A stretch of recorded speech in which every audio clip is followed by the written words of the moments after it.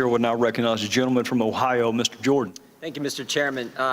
You just gave a long answer, Madam Secretary, to Ms. Sanchez about what you heard that night, what you're doing, but nowhere in there did you mention a video. You didn't mention a video because there was never a video-inspired protest in Benghazi. There was in Cairo, but not in Benghazi.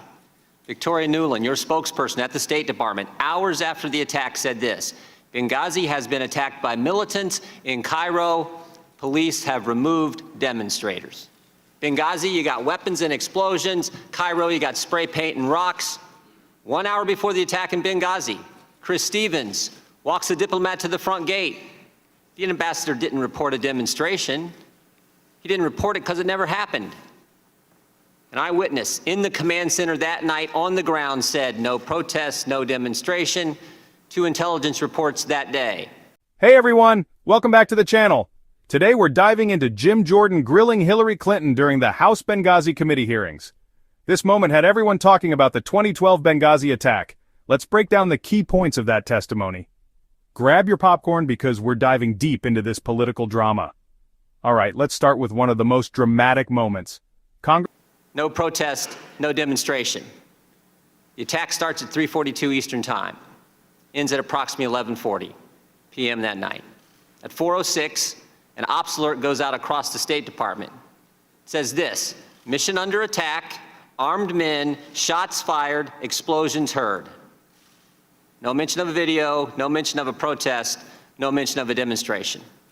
But the best evidence is Greg Hicks, the #2 guy in Libya, the guy who worked side by side with Ambassador Stevens. He was asked if there had been a protest, would the ambassador have reported it? Mr. Hicks' response: absolutely. For there to have been a demonstration on Chris Stevens' front door and him not to have reported it is unbelievable, Mr. Hicks said. He said, secondly, if it had been reported, he would have been out the back door within minutes, and there was a back gate. Everything points to a terrorist attack. We just heard from Mr. Pompeo about the long history of terrorist incidents, terrorist violence in the country, and yet 5 days later, Susan Rice goes on 5 TV shows, and she says this: Benghazi was a spontaneous reaction as a consequence of a video. A statement we all know is false. But don't take my word for it. Here's what others have said. Rice was off the reservation on 5 networks. White House worried about the politics. Republicans didn't make those statements. They were made. Congressman Jim Jordan challenged Hillary Clinton on the video narrative pushed after the Benghazi attack. Remember that claim about a video sparking violent protests? Jordan called that out, saying there was no evidence of a video-inspired protest in Benghazi at all. It was a terrorist attack from the start, plain and simple. And this set the tone for the entire hearing. Things were about to get real interesting. Next, Jordan quoted Victoria Nuland, the State Department's spokesperson. She made it clear by the people who work for you in the Near Eastern Affairs Bureau, the actual experts on Libya in the State Department. So, if there's no evidence for a video-inspired protest, then where'd the false narrative start? Started with you, Madam Secretary. At 10:08, on the night of the attack, you released this statement: some have sought to justify the vicious behavior as a response to inflammatory material posted on the internet. At 10:08, with no evidence, at 10:08, before the attack is over, at 10:08, when Tyrone Woods and Glenn Doherty are still on the roof of the annex fighting for their lives, the official statement of the State Department blames a video. Why? During the day on September 11th, as you did mention, Congressman, there was a very large protest against our embassy in Cairo. Protesters breached the walls. They tore down the American flag, and it was of grave concern. Within hours of the attack that the violence was from militants, not a spontaneous protest like the video narrative suggested. No mention of a protest in her official statement at all. That was a big deal. The State Department had info right away that contradicted the public claims, and Jordan hammered this point home. Now let's talk about Ambassador Chris Stevens, who was on the ground in Benghazi. Jordan questioned why Stevens didn't report a protest, especially if a concern to us, because The inflammatory video had been shown on Egyptian television, which has a broader reach than just inside Egypt. And if you look at what I said, I referred to the video that night in a very specific way. I said, some have sought to justify the attack because of the video.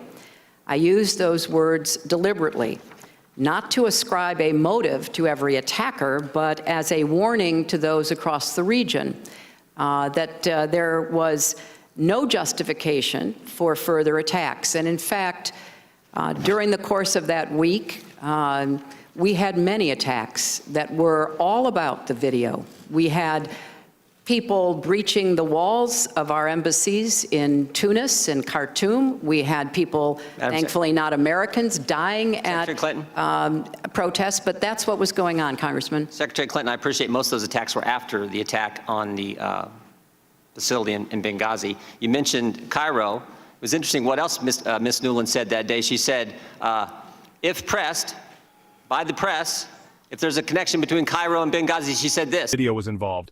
But Stevens didn't report any protest. What did he report? An attack. And this was confirmed by other officials, including Greg Hicks, the #2 guy in Libya. So, why wasn't this truth shared with the public earlier? Here's where it gets more complicated. 5 days after the attack, Susan Rice, the U.S. ambassador to the UN, went on 5 different TV shows and claimed the Benghazi attack was linked to a protest over the video. The problem? No evidence supported that. Everyone on the ground knew it was a planned terrorist attack, but Rice stuck to the narrative that it was video-related. And Clinton's initial statement?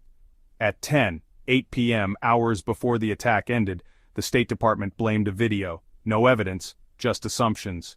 Clinton later said this was to warn about further violence, but does that excuse not telling the full truth?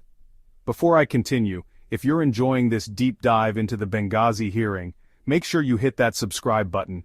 You don't want to miss any of the latest breakdowns like this one. Finally, let's talk about the politics. Jordan hammered home the idea that the Obama administration, including Clinton, had political motives. Just weeks before the 2012 election, they were pushing the message that al-Qaeda was on the run. A terrorist attack in Libya didn't fit that narrative. Jordan argued Clinton went with the video narrative because it was less politically damaging. So what do you think? Was this all about protecting the Obama administration's image, or is there more to the story? Let me know your thoughts in the comments.